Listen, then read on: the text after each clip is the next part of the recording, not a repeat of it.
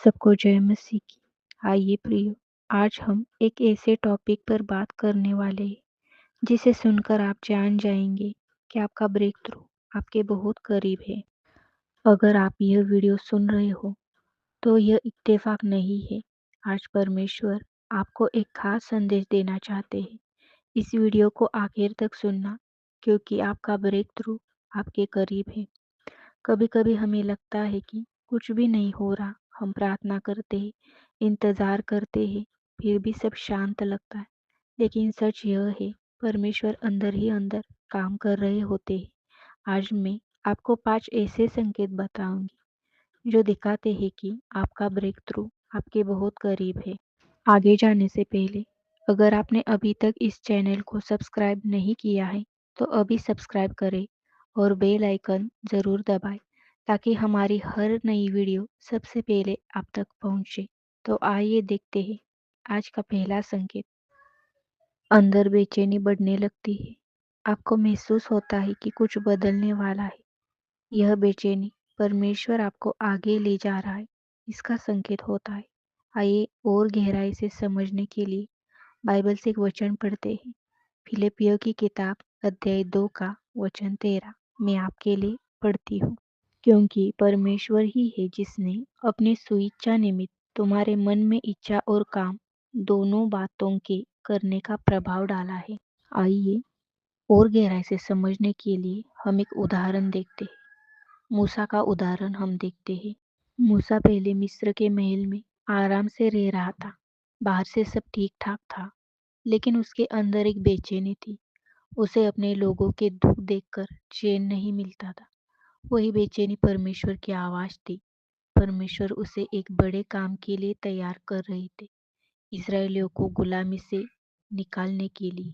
इससे हमें यह समझ आता है, जब आपके अंदर बिना कारण बदलाव की बेचैनी बढ़ती है, तो समझ जाइए परमेश्वर आपको नए उद्देश्य की ओर ले जा रहे। आइए हम जानते हैं दूसरे संकेत को।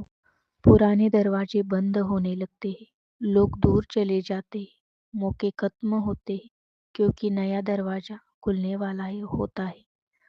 आइए इसे और गहराई से जानने के लिए और एक वचन को हम देखते हैं। प्रकाशित वाक्य की किताब अध्याय 3 का वचन 7। जो पवित्र और सत्य है और जो दाऊद की कुंजी रखता है, जिसके खोले हुए को कोई बंद नहीं कर सकता और बंद किए हुए को कोई खोल नहीं सकता। हम देखेंगे यूसुफ का उदाहरण। यूसुफ के जीवन में एक के बाद एक दरवाजे बंद होते गए। उसके भाइयों ने उसे धोखा दिया, उसे गुलाम बनाकर बेच दिया और बाद में उसे जेल में डाल दिया। ऐसा लगा कि सब खत्म हो गया, लेकिन परमेश्वर उन सब दरवाजों के पीछे एक बड़ा दरवाजा तैयार कर रही थी, मिस्र का प्रधानमंत्री बनने का दरवाजा। इसे हमें यह सीखने को मिलता है, कभी कभी पुराने दरवाजे इसलिए बंद होते हैं क्योंकि परमेश्वर आपके लिए उससे बड़ा दरवाजा खोलने वाले होते हैं। तीसरा संकेत है, प्रार्थना करने की इच्छा बढ़ जाती है।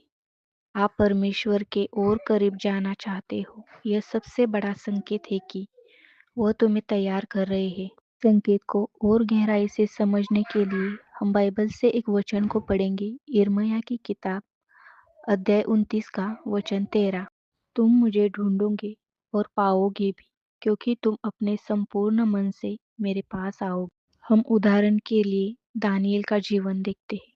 दानियेल के समय एक कानून बना था कि कोई भी परमेश्वर से प्रार्थना नहीं करेगा। फिर भी दानियेल ने प्रार्थना करना नहीं छोड़ा। उसे शेरों की मान में डाल दिया गया, लेकिन परमेश्वर ने उसे बचा लिया।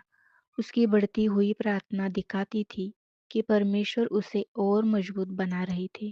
से हमें यह समझ आता है कि जब भी प्रार्थना करने की इच्छा बढ़ती है, तो यह संकेत है कि परमेश्वर आपको अगले स्तर के लिए तैयार कर रहा है। आइए हम देखते हैं चौथे संकेत को।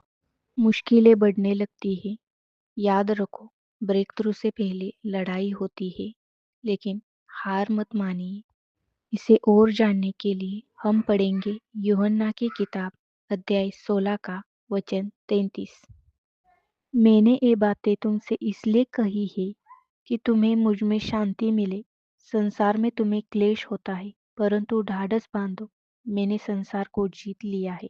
उदाहरण के लिए हम दाऊद का जीवन देखते हैं। दाऊद को राजा बनने का वादा तो मिला था, लेकिन उससे पहले उसे बहुत संघर्ष से गुजरना पड़ा। उसे शाऊल से भागना पड़ा, जंगलों में छिपना पड़ा और कई लड़ाइयों का सामना करना पड़ा। गोलियत के खिलाफ लड़ाई भी उसी संघर्ष का एक हिस्सा था, लेकिन उसी लड़ाई के बाद उसकी पहचान बदल गई। हमें इस बात से यह समझ आता है कि ब्रेक थ्रू से पहले अक्सर लड़ाइयाँ होती है। मुश्किलें बढ़ना हार का संकेत नहीं है, तैयारी का संकेत होता है। आइए आखिरी संकेत को हम देखेंगे, पांचवा संकेत। हमारे अंदर उम्मीद जिंदा रहती है। सब कुछ ठीक होने के बाद भी दिल कहता है कुछ अच्छा होने वाला है। यह उम्मीद परमेश्वर से ही आती है।